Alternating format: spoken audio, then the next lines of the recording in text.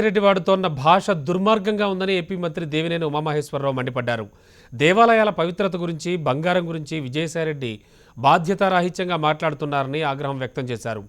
YCP నేతలు బెదిరింపు ధోరణితో ఉన్నారని, పసుపు కుంకుమ డబ్బులు మహిళలకు అందకుండా కుట్రలు పన్నుతున్నారని ఆయన ఆరోపించారు. వృద్ధుల పెన్షన్లపై కూడా కుట్ర చేస్తున్నారని దేవినేని మండిపడ్డారు. పసుపు కుంకుమ ఈ ప్రభుత్వంలో ఢిల్లీ హైకోర్టులో కూడా కేసులు వేయించారు. ఆపాలని, డబ్బులు మహిళలకి వెళ్ళకూడదని, అన్నదాత సుఖీభావ మీద అబండాలు, పేదవాళ్ళకి ఇచ్చే పెన్షన్ల మీద అబండాలు, ఏదో విధంగా లబ్ధిదారులకి డబ్బులు వెళ్ళకూడదు.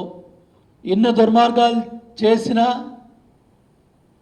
దైవాశీర్వాదం, ప్రజల ఆశీర్వాదం, ముఖ్యమంత్రి గారు అకుంఠిత దీక్ష, పవిత్ర సంకల్పం అన్నీ కలిసి వచ్చి అనుకున్న కార్యక్రమాలకి